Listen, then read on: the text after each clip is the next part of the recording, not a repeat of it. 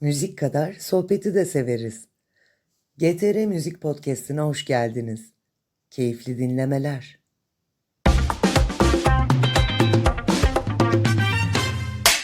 Al, ver.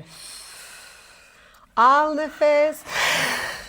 Burundan mı alıyorduk? Ben hiç o nefes konusunda başarısızım. Ben burundan. Sen burundan, ben ağızdan alıyorum, burundan bir şeyler yapıyorum. Ben nefes konusunda gerçekten başarısızım. Neyse. Efendim Kat'ın yeni bölümüne hoş geldiniz. Bugün yanımda yine kızıl saçlarıyla beraber kaderini bir diyetisyenin eline teslim etmiş. Kat ilk başladığı günden bu zamana kadar gün be gün eriyen dijital dünyanın taçsız kraliçesi Esra Gençkaya var. Teşekkürler Sinem. Evet, bugün karşımda bu form boşluğu olduğum kişi var ama yanımda da kulis rider'ından çayı eksik etmezken bir anda çayındaki şekerden olan ve hala tatlılığını koruyan sevgili Sinem Türkmen var. Çayımın şekersizliğini borçlu olduğum arkadaşım Çağla Bonoz bugün bizlerle beraber. Ve Esra'cığım evet hiç hatırlatma çünkü artık o çaylar çok tatsız. Eski güzel günler geride kaldı. Ama da tabii ki daha sağlıklı günlere evrildi. Bugün sadece bir uzman değil, ailemizin bir parçası, düşük kan sonuçlarımıza karşı savaşımızın komutanı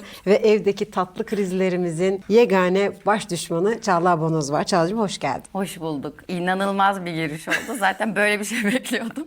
Öyle. Daha devam ediyoruz ama.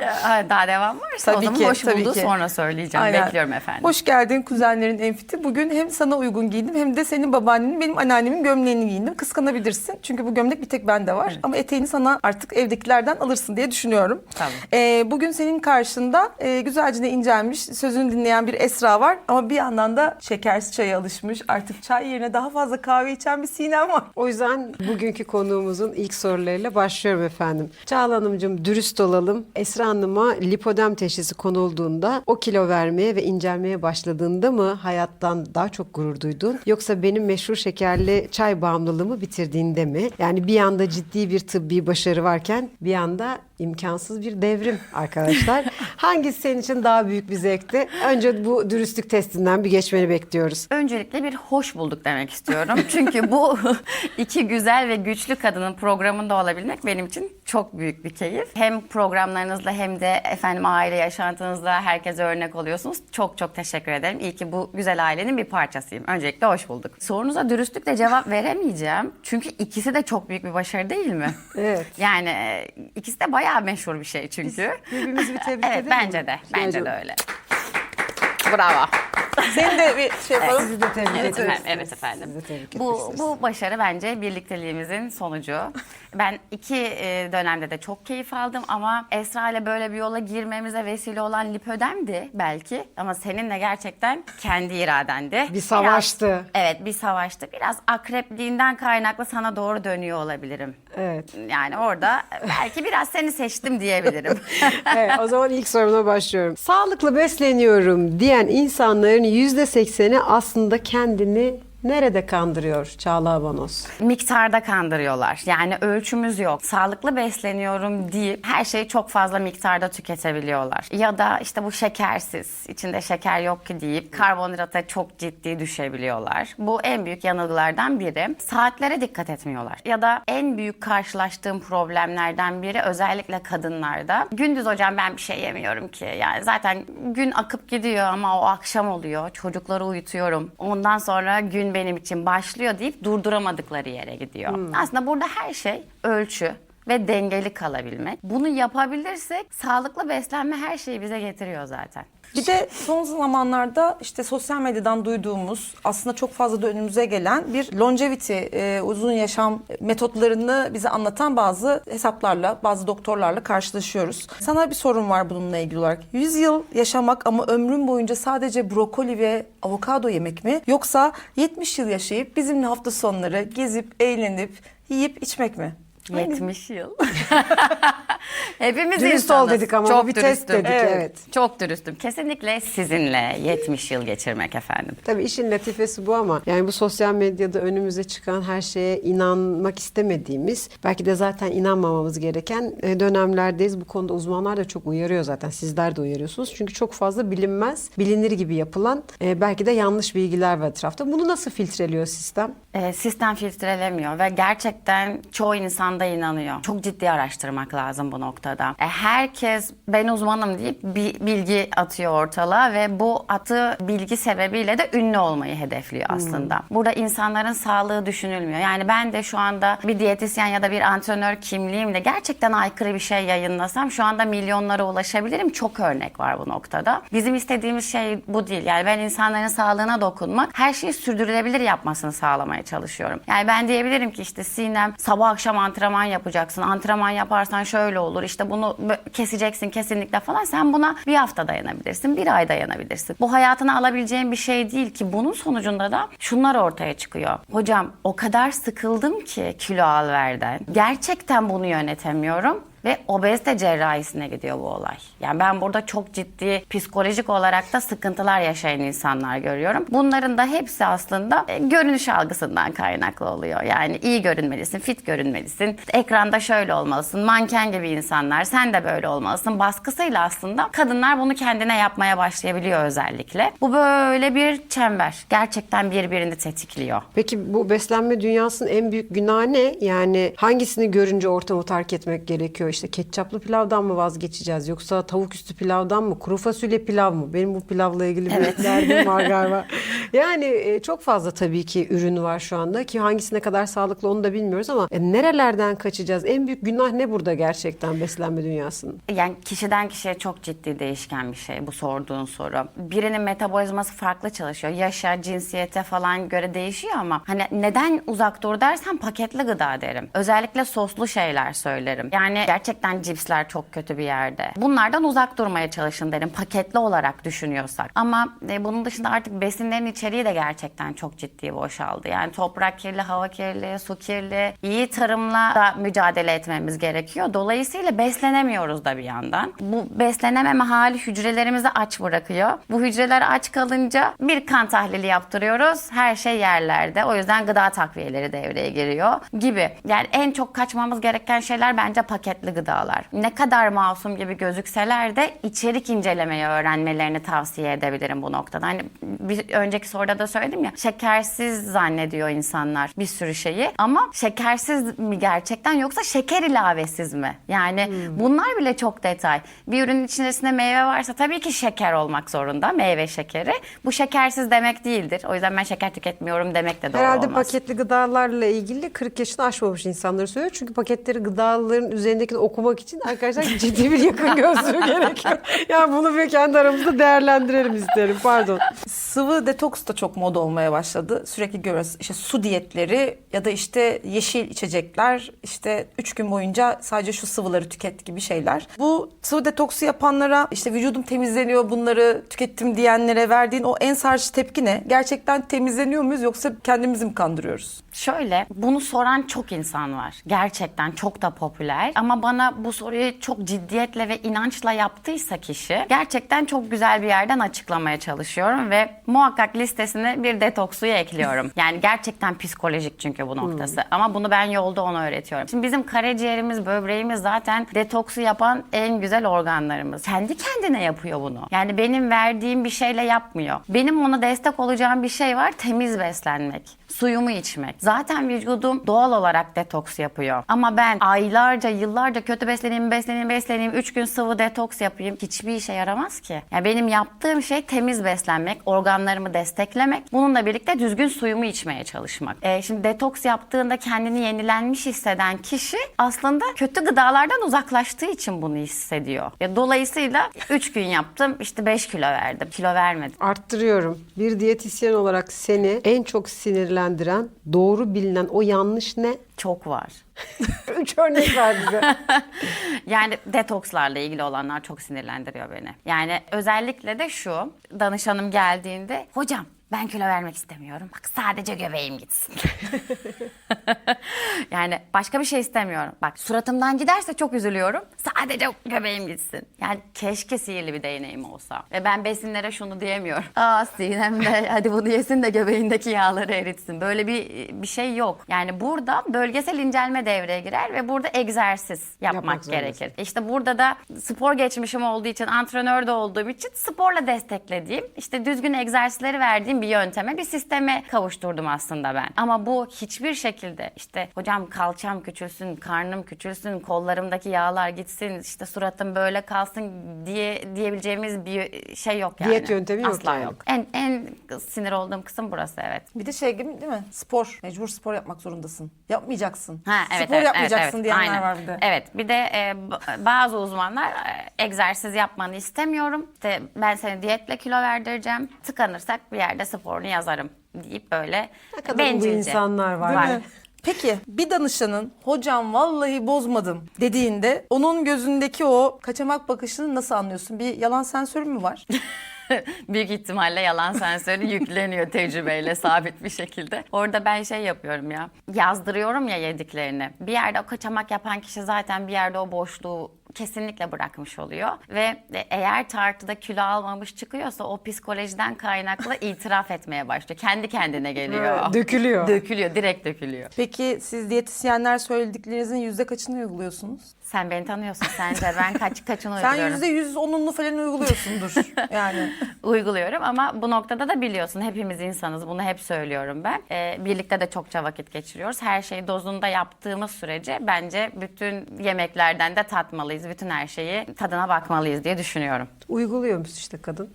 Bildiğin soruyu tekrar soruyorsun. Ama ben ya genel bir soru sordum. Tabii ki canım, biz yani burada arkadaşlar, Çağla Hanım bizim çok eski dostumuz ama siz bunları öğrenin diye, daha fazla yemek yerken sağlıklı tüketebilin diye bu soruları soruyoruz. Peki bugüne kadar duyduğun en absürt zayıflama yöntemi nedir? Güneşe bakarak doyuyorum diyen, işte pamuk yiyen. Bu pamuk yiyen olayını yeni ben aydım. Hiç bilmiyordum böyle bir şey. Pamuk yemek nedir ya? Bu sanki şöyle bir şeydi ya. Ben böyle küçüklüğümde mankenlerin yaptığı bir Mankenlerin şeydi yaptığı değil mi? bir şey, evet. Ben hiç hatırlamıyorum bile. Düşün yani. Yok eski bir mevzuydu bu. Evet, şu anda popüler değil de ben de çok şaşırmıştım o zaman. Yani Gerçekten öyle bir Evet, evet. metot mu varmış? varmış. Allah Allah. İnanılmazdı. Ama- Ya bu yöntemler çokça inanılmaz şaşırtıyor ama benim için mesela en komik ve sinirlendiğim şeyler tek çeşit besinle söyledikleri. Hurma diyeti, yoğurt diyeti, ananas diyeti. Yani bir hafta sadece ananas yiyorsun mesela. Bir hafta sadece hurma yiyorsun mesela. Bir hafta şekersiz çay içiyorum. Çay içiyorsun Yine mesela, sizin sadece. Şey var, su diyeti de sordun ya az önce. Mesela bilimsel bir yöntem değil. Yani kanıtlanmış klinik veriler yok. İşe yarıyor mu? Yarayan insanlar var. Ama kesinlikle bir doktor eşliğinde. Yani o kadar uç noktalar ki bu verdiğimiz örnekler. Asla ve asla kendi başına uygulanmayacak şeyler. Çok zor ya. Çok Yani zor. günlerce sadece su içerek kilo vermeye Bir de onun çalışan... öncesinde galiba kendilerini hazırlıyorlar. Hazırlıyor. Sonra diyeti bitirdikten sonra da yavaş yavaş besleniyorlar. Yani bir de bunun tansiyonu var, o su var, bu su var. Kendimden örnek vermek istemiyorum ama düşünüyorum, ben 3 gün sadece su içerek kilo vereceğim. Tansiyonumu ne yapacağım? Onu da herhalde kucağımda.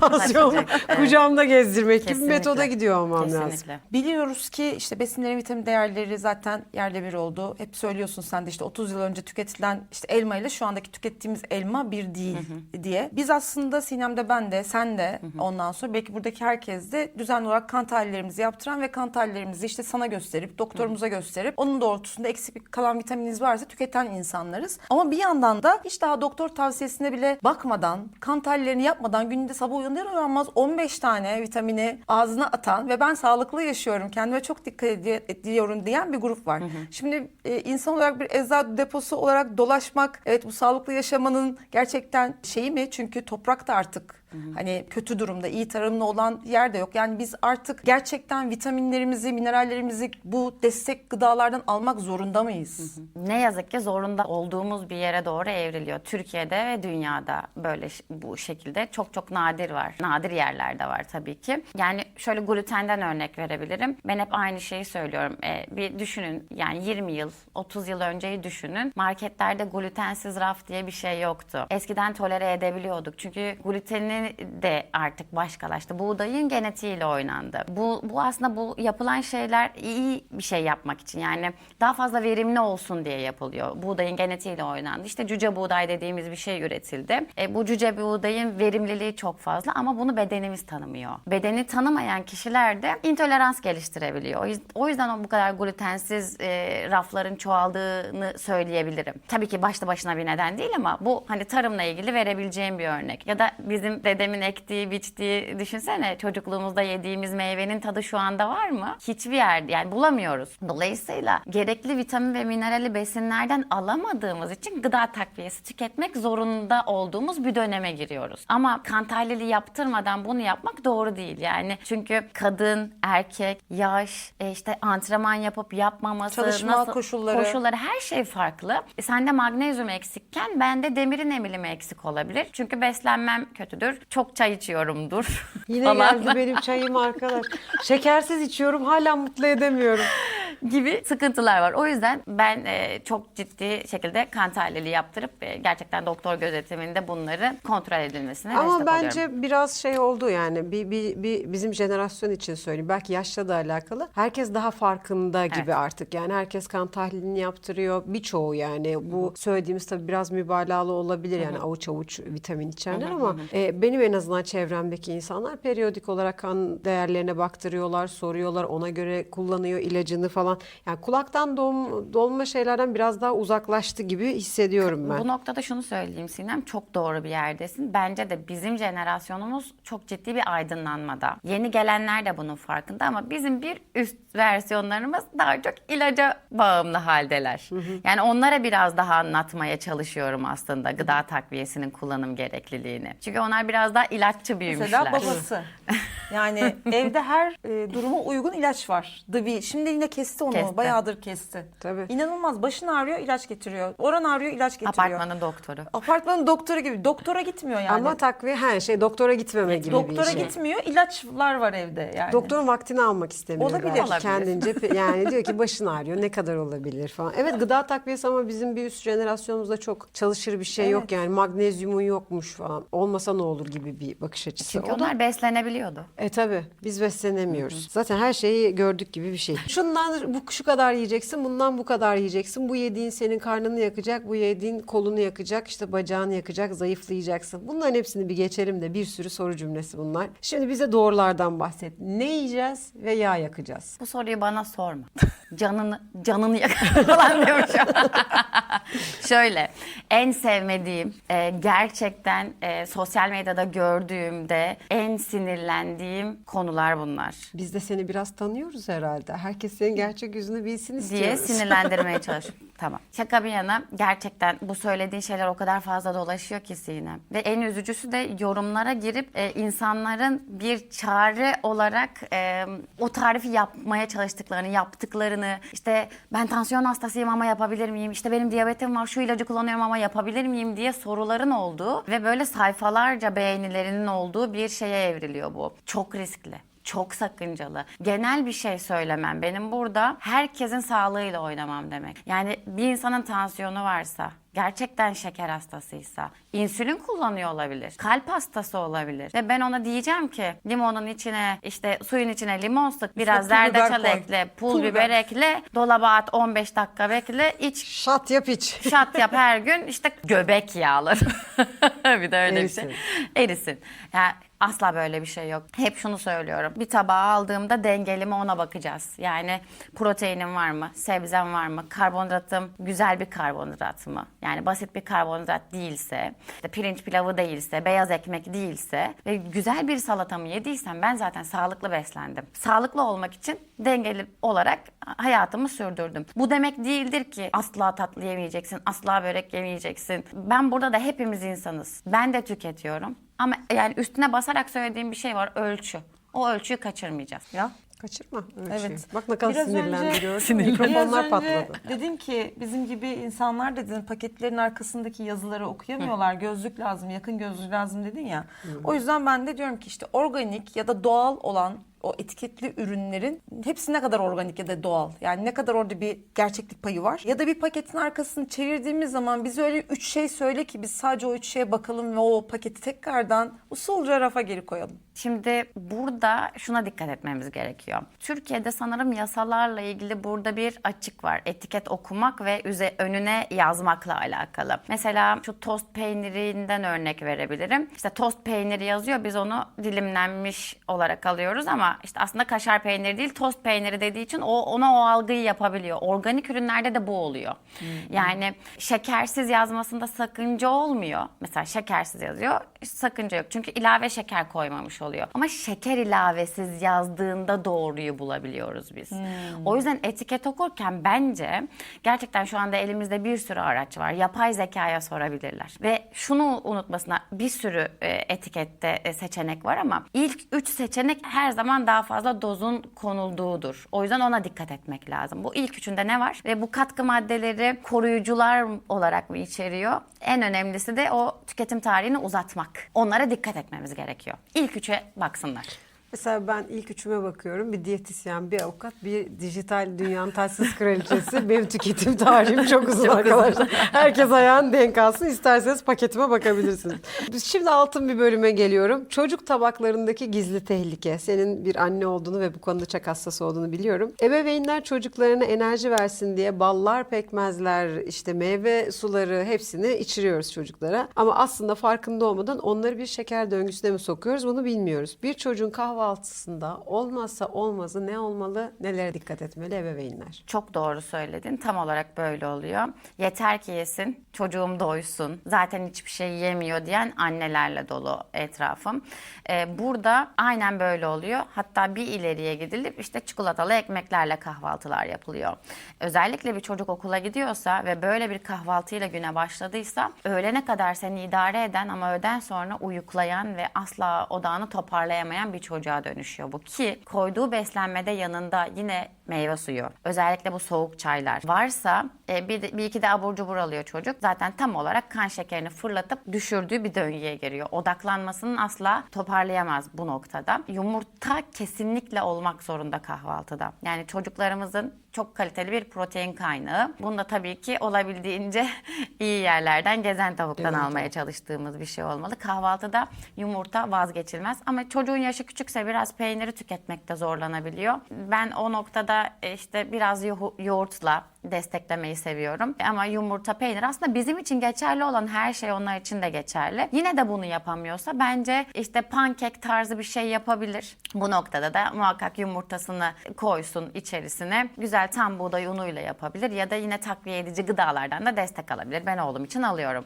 Ama o işte bildiğimiz özellikle soğuk çaydan, yani şeker deposu, meyve suları şeker deposu içmesin. Gerçekten içmesin daha iyi. Asitli içeceklere zaten girmiyorum ama tüketebiliyorsa ayranını tüketsin. Yani sütü tolere edemeyebilir çocuk. Ayran tüketsin, süt tüketsin, yoğurdunu muhakkak yesin. Ama yumurtasını muhakkak yemeğinin bir yerine katmalarını tavsiye ederim. Şimdi aileye girmişken ben birazcık Fatih'ten Kızacak bahsetmek gibi istiyorum. oluyor şu aile. Ben de Fatih'ten bahsetmek istiyorum. Fatih bizim GTR müzik sanatçılarımızdan, Fatih Abonos. Ama biliyoruz ki Fatih inanılmaz bir tatlı düşkünü.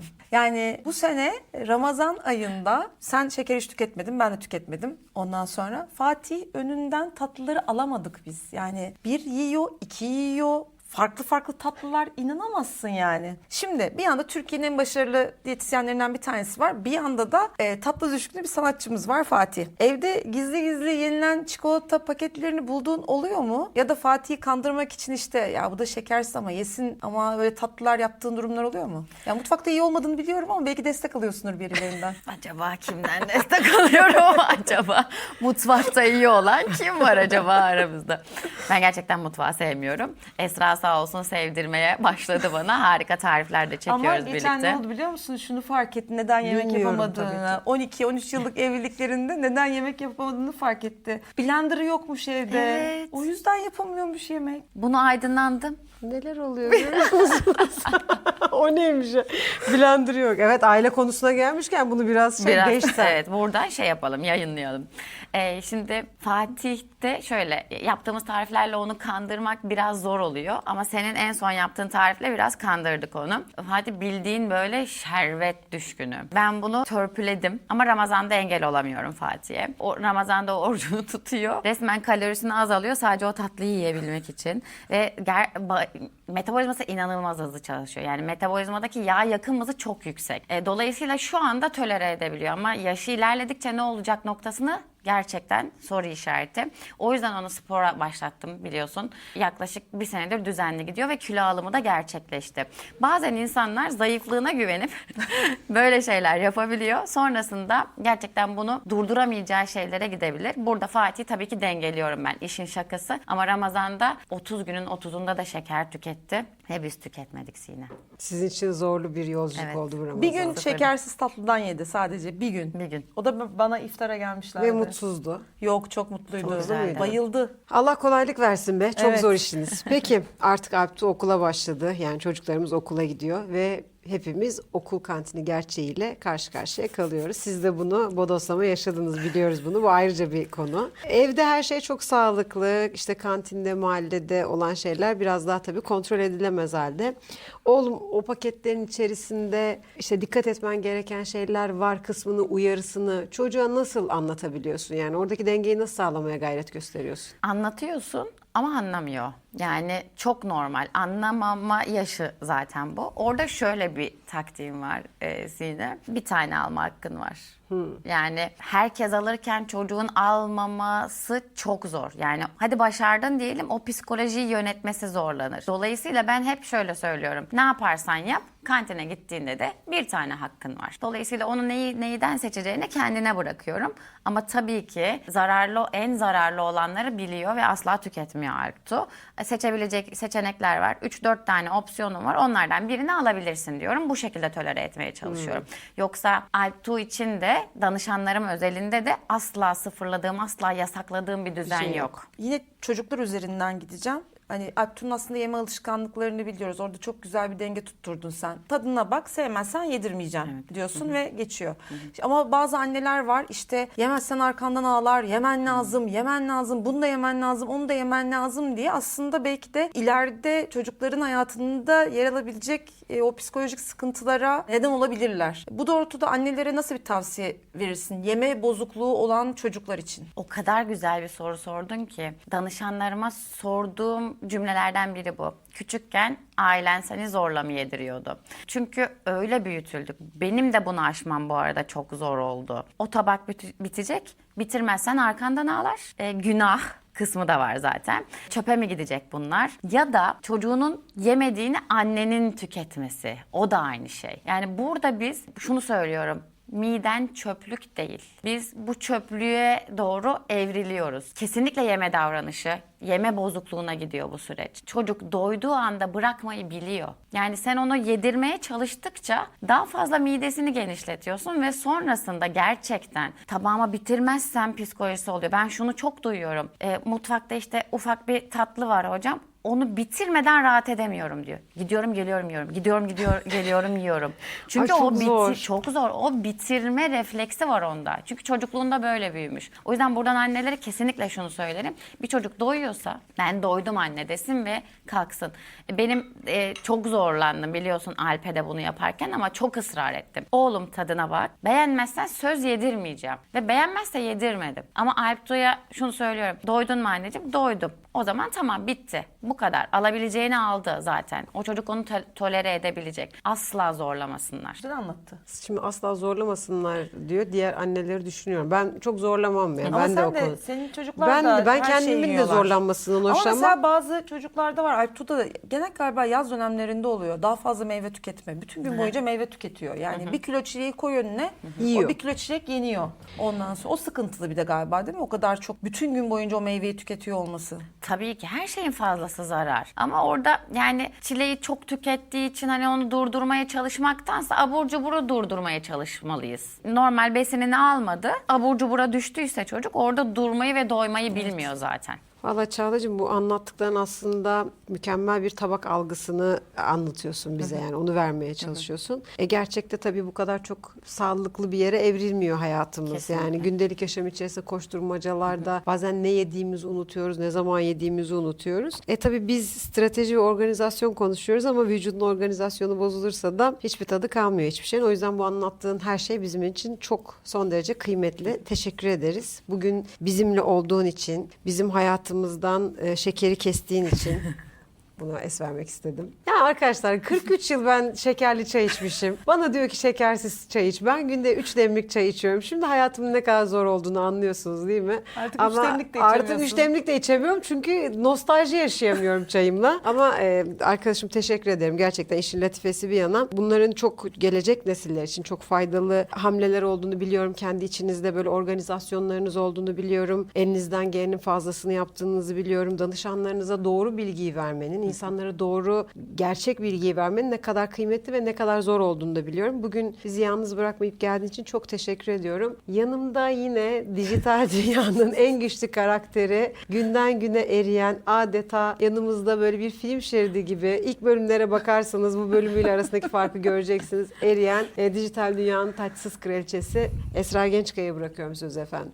Evet, çok teşekkür ederiz. İyi ki geldin. Bizi kırmadın. Atladın Kocaeli'lerden buraya kadar geldin. O yüzden çok değerli. Anlattığın bilgiler de bence böyle insanların kafasında öyle miymiş falan diye bence böyle soru işaretleri olacak ve düşünmeye yetecek bilgiler verdin. Çok teşekkür ederiz. O zaman Sinem çayının son yudumunu aldığına göre ben de verdiğim kiloların hafifliğiyle bugünkü kat programını kapatıyorum. Biz sağlıkla hayatın tadını çıkarmaya devam ediyoruz. Görüşmek üzere.